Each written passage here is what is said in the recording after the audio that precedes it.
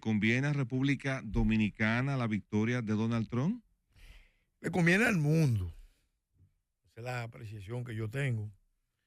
Porque Donald Trump, en sus 4 años, empezó una política revisionista, la política que se seguía de la administración Obama, que generó muchas turbulencias en el mundo entero. Esa misma guerra de Ucrania tiene que ver mucho con esas políticas que se siguieron en ese periodo.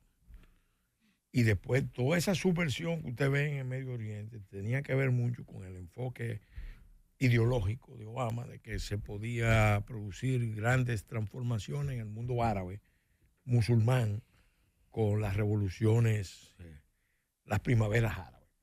Sí, sí. Occidente proyectando sus ideas. Lo que hicieron fue subvertir todo el Magreb. Peor. Y crear en el Manres. Levantaron a los muertos. Óyeme, crear una situación. Entonces, Donald Trump empezó a revertir eso. Y lo estaba haciendo junto con Rusia. Por ejemplo, usted ve en el manejo que hicieron ambas potencias en Siria para contener la guerra, eliminar el Estado Islámico allá en la zona. Era una coordinación ruso-americana. Trump y Putin. A veces tuvieron desacuerdo, pero era la política. Se fue sí. Entonces, Estados Unidos estaba con Trump preparando las condiciones de reordenar Medio Oriente con los acuerdos de Abraham, de cortar la tendencia histórica de instrumentalizar la causa palestina por parte de Siria, por parte de Irán, por parte de otros actores que están ahí en la región, a través de un pacto con Arabia Saudita, los países del Golfo. Y eso era la precondición para la apertura de la ruta India, Oriente Medio, Europa, que iba a rivalizar con la franja y la ruta de la seda de China.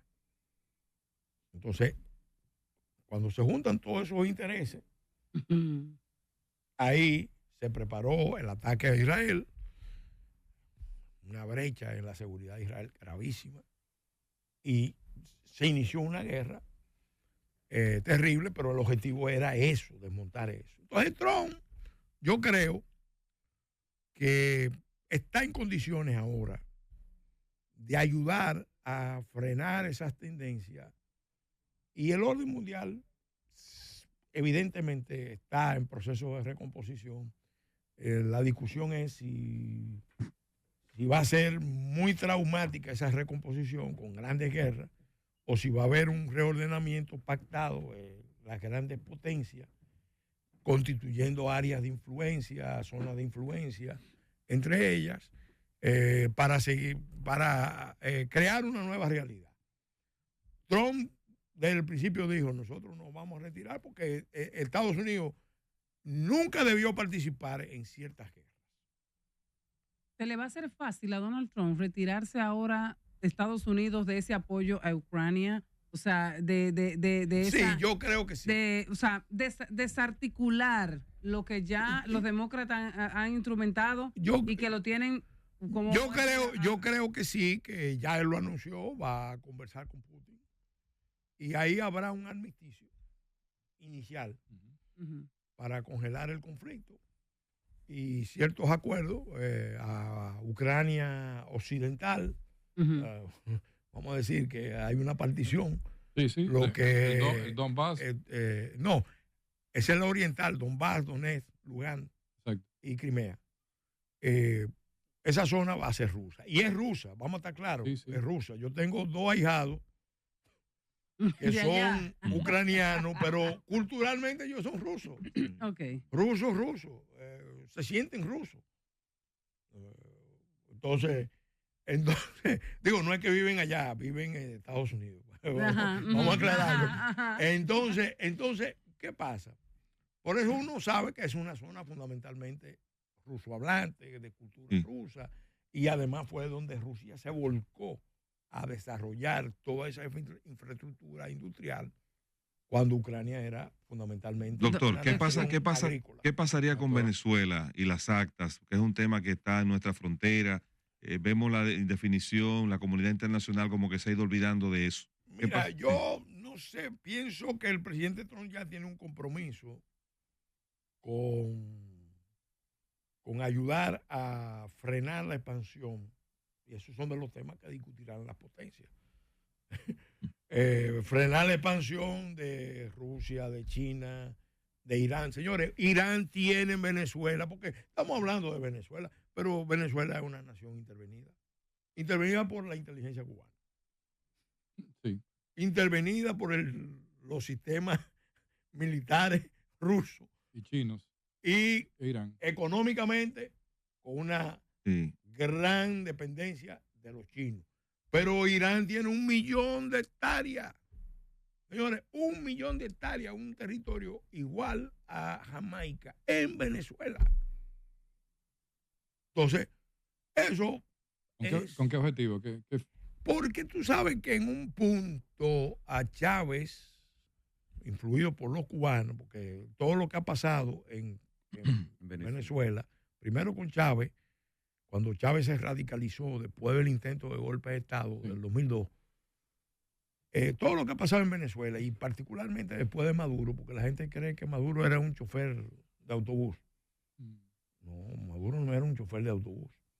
Maduro era un cuadro egresado de la escuela de cuadros del Partido Comunista Cubano, que entró al sindicalismo a organizar el movimiento choferil, pero con una vista puesta en el proceso revolucionario. Sí. Por eso cuando Maduro va a ver a Chávez en la cárcel, era un larguirucho. Eso se cuenta en una biografía que hay de Maduro, de las pocas que hay. Chávez le dice, pero Maduro está verde, porque conversaron. Sí. Y le dijo en broma, Maduro está verde. Entonces hubo que madurarlo con carburo. Entonces, ¿qué pasa? Bueno, cuando Chávez enferma, los cubanos necesitaban un hombre de su confianza ahí. Y ahí entra Maduro. Y entra Maduro. Y obviamente eso plantea un problema muy serio para toda la región. Sí. Entonces, yo creo que Trump debe ayudar en varios frentes. Mira, para el mundo, el mejor interlocutor que puede presentar Estados Unidos frente a Rusia y frente a China es Trump, no es Kamala. No es que no hay riesgo de problema, puede haber riesgo de conflicto, pero Trump ha probado que es un negociador personal, Doctor, que él cree mucho en su fuerza personal. Mira, irse a Corea del Norte. el hombre se impone. Entrar al territorio de Corea del Norte. Doctor. Y hablar con Kim Jong-un. Sí. Doctor, con relación a Donald Trump, su política, sobre todo con el tema de los inmigrantes, ¿eso le generará más presión a la República Dominicana o menos? Y oiga, ¿por qué se lo pregunto? No porque ellos vayan a presionarnos porque nosotros recibamos haitianos, sino porque el presidente Donald Trump ha dicho que ha cerrado las fronteras o cerrará las fronteras y hay planes como el Parole in Place que podrían pararse y de eso se benefician los haitianos en Estados Unidos. Entonces, a veces no es solamente si nos presionan como política, sino si le cierran la puerta a ellos allá. Mira, el Trump no es que va a venir a resolvernos el problema. Ese desafío lo tenemos nosotros y somos nosotros los que tenemos que enfrentarlo. Pero entre Kamala y Trump, las posiciones de Trump, el muro, el control de fronteras, obviamente nos dan a nosotros más fuerza y seguro que no vamos a tener un escenario como el que vimos en Los Ángeles, donde el presidente Abinader, el presidente Biden, lo llamaba para que firmara ese acuerdo. Firme ese acuerdo. Una emboscada ahí. Óyeme, espérate. Y ahí jugó Cancillería a propósito, un papel que no es bueno. ¿Por qué? Porque Cancillería, después que vio eso y la posición del gobierno, entonces lo que prometió fue, no se preocupen, lo vamos a resolver con una ley de trata. Sí, sí. Y la mandaron al Congreso, sí, Espérate, contrabando. Sí. Espérate, así no. Doctor, fue. finalmente y breve, doctor, las declaraciones de la canciller haitiana Dupois, ¿qué persigue ella? Porque ella se atribuye una supuesta reducción de las deportaciones de ilegales debido a la presión de los aliados de ella y de Haití. Mira, yo voy a sugerirle a algunos amigos que lancemos una edición dominicana de una novela de Graham Greene que se llama Los Comediantes, que fue escrita sobre Haití. Sí, sí, Graham sí. Greene, eso fue una novela famosa y se hizo una película con Elizabeth Taylor y Burton. Sí, Richard Burton Richard y Burton. Elizabeth Taylor. sí. Era sobre Haití. Y el problema era describiendo el estilo engañoso. Por eso se llama Los Comediantes de los haitianos. Usaban máscaras Distintas más. distintas en función de Sí, los interlocutores. Y nunca te decían realmente cuál era su planteamiento. Y además, el problema de comunicación, porque los extranjeros, y especialmente los europeos y americanos, tienen un problema de entender esa sociedad. Y eso aplica también para muchas otras sociedades. Entonces, esa novela yo creo que hay que lanzarla, porque cuando tú ves a esa señora saliendo con esas posiciones, uno sabe que ella está en un proyecto de poder. Ella está armando un proyecto de poder, porque si Claude José no puede ser el candidato, Sí. ella quiere estar posicionada. Acuérdate que a ella la objetaron para que fuera parte del Consejo Así es. Presidencial. Y ella renuncia. Y ella renuncia. Ujú. Sí. Entonces ahora ella quiere posicionarse de cara a la población haitiana con una posición dura antidominicana, porque obviamente estaba confiando En la confiabilidad. en el triunfo de Kamala. Sí, Espérate. sí, sí. En el triunfo de Kamala. Porque toda esa estrategia, lo quiero repetir para cerrar, no nos perdamos, no, claro. Trump no va a resolver el problema. Incluso yo lo digo con inquietud porque ya lo vivimos. Cuando Donald Trump gana, Nikki Haley, la embajadora en ONU, sigue las instrucciones de recortar los fondos a la ONU. Sí. ¿Y qué hizo la ONU en represalia?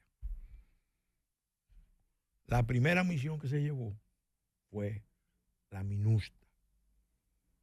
Obviamente, cuando tú le quitas a un país que no tiene ejército, que tiene una policía De golpe. sumamente frágil, le quitas Lo una abriste. fuerza de Lo estabilización, abriste. tú lo estás metiendo en el caos. Este problema que estamos viendo empezó a gestarse. Doctor. Entonces hay mucha fuerza de la región, incluido el madurismo Sí.